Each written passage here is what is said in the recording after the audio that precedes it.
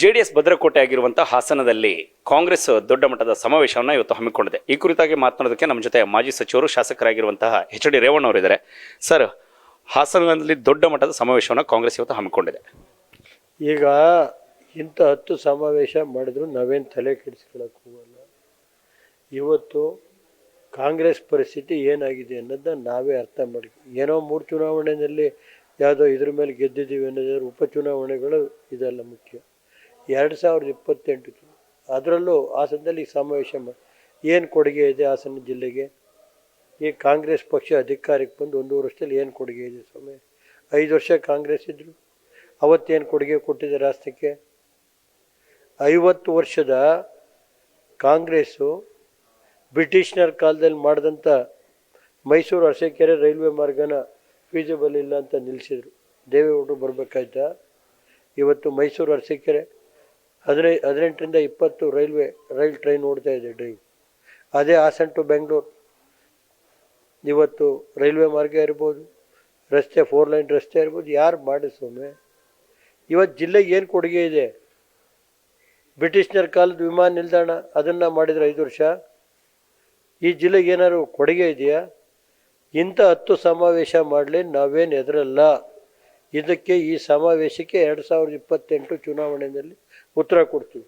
ಕೇವಲ ಉಪಚುನಾವಣೆ ಮಾತ್ರವಲ್ಲ, ಹಿಂದೆ ನಡೆದಂಥ ವಿಧಾನಸಭಾ ಚುನಾವಣೆ ಕೂಡ ಕಾಂಗ್ರೆಸ್ ಉತ್ತಮವಾದಂಥ ಪ್ರದರ್ಶನ ಮಾಡಿದೆ. ಹಾಗಾಗಿ ಮುಂದಿನ ಚುನಾವಣೆಗಳಿಗೆ ಇದೆಲ್ಲವೂ ಕೂಡ ಉತ್ತಮವಾಗಲಿದೆ ಅನ್ನುವಂಥದ್ದು ಕಾಂಗ್ರೆಸ್ ನಾಯಕರ ಅಭಿಪ್ರಾಯ. 2023 ಚುನಾವಣೆಯಲ್ಲಿ ಕುಮಾರಸ್ವಾಮಿ ಸರ್ಕಾರ ಹೋದ ದಿವಸದಿಂದ ಕೆಲವು ಮುಖಂಡರುಗಳು ಬಂದು ಅಲ್ಲೇ ಜಾಂಡ ಊರಿ 7 ವಿಧಾನಸಭಾ ಕ್ಷೇತ್ರದಲ್ಲಿ ಎಷ್ಟು ಗೆದ್ದರು ಸ್ವಾಮಿ? 1. ನಮ್ಮ ತೆಗಿಯೋಕ್ಕೆ ಹೋಗಿ 2 BJP ಗೆಲ್ಸಿ, ನಮ್ಮದು 1,500 ಓಟಲ್ಲಿ 1 ಸೀಟ್, ಅದರ 5 ಸೀಟ್ ನಾವೇ ಗೆಲ್ತಾ ಇದ್ವಿ. ಕಾಂಗ್ರೆಸ್ ಪರಿಸ್ಥಿತಿ ಯಾವ ರೀತಿ ಇದೆ ಅಂದರೆ 2.5 ವರ್ಷ ಹಗಲು ರಾತ್ರಿ ಕುಮಾರಸ್ವಾಮಿ ಸರ್ಕಾರ ಹೋದ್ಮೇಲೆ ಕೆಲಸ ಮಾಡಿದ್ರು. ಏನಾಯಿತು? 1 ಸೀಟ್ ಗೆಲ್ತ, ಅದು ನಮ್ಮ ಪಕ್ಷದಲ್ಲಿದ್ದು ಕರ್ಕೊಂಡೋಗಿ 1 ಸೀಟ್ ಗೆದ್ದವರು. ಅದಕ್ಕೆಲ್ಲ ಉತ್ತರ ಹೇಳಿದ್ನಲ್ಲ ಸರ್. ಇವತ್ತೇನು ಹೇಳಲ್ಲ. 2028 ಚುನಾವಣೆ ಬರುತ್ತೆ, ದೇವೇಗೌಡರು ಬದುಕಿರ್ತಾರೆ, ಕುಮಾರಸ್ವಾಮಿನೂ ಇರ್ತಾರೆ, ಅದಕ್ಕೆ ಉತ್ತರ ಕೊಡ್ತಾರೆ ಜನತೆ. ರಿಪಬ್ಲಿಕ್ ಆಫ್ ಹಾಸನ ಜೆಡಿಎಸ್ನ ಭದ್ರಕೋಟೆ ಇದೀಗ ಹಂತ ಹಂತವಾಗಿ ಕಾಂಗ್ರೆಸ್ ಮಯವಾಗ್ತಾ ಇದೆ. ಈಗ ಕಾಂಗ್ರೆಸ್ ಮಯ ಆಗೋದು ಅದು ನೋಡೋಣ. 2028ರಲ್ಲಿ ಕಾಂಗ್ರೆಸ್ ಮಯ ಆಗುತ್ತೋ? ಕಾಂಗ್ರೆಸ್ ಇವತ್ತು ಇಡೀ ರಾಷ್ಟ್ರದಲ್ಲಿ ಯಾವ ರೀತಿ ಪರಿಸ್ಥಿತಿ ಬಂದಿದೆ? ನೆಹರು ಕಾಂಗ್ರೆಸ್ಸು, ಮಹಾತ್ಮ ಗಾಂಧಿ ಕಾಂಗ್ರೆಸ್ ಇಲ್ಲ. ಈಗ ಯಾವ ಕಾಂಗ್ರೆಸ್ ಇದೆ ಅನ್ನೋದನ್ನ 2028ಕ್ಕೆ ಕೇಳೋಣ ಬನ್ನಿ. ಸಹಜವಾಗಿ ಹಂತ ಹಂತವಾಗಿ ಬದಲಾವಣೆ ಆಗುತ್ತಲ್ಲ. ಮಹಾರಾಷ್ಟ್ರದಲ್ಲಿ ಏನಾಯ್ತು ಸ್ವಾಮಿ? ಎಲ್ಲರನ್ನೂ ತಪ್ಪಿಕೆತ್ತವ್ರೆ. ಈಗ 21 ಪಕ್ಷ IND ಎಂಥದೋ ಇದು ಮಾಡಿದ್ರಲ್ಲ ಸ್ವಾಮಿ, ಮಹಾವಿಕಾಸ್ ಗಾಡಿ. ಏನಾಯಿತು? ಮಹಾರಾಷ್ಟ್ರದಲ್ಲಿ ಏನಾಯಿತು? ಹರಿಯಾಣದಲ್ಲಿ ಏನಾಯಿತು?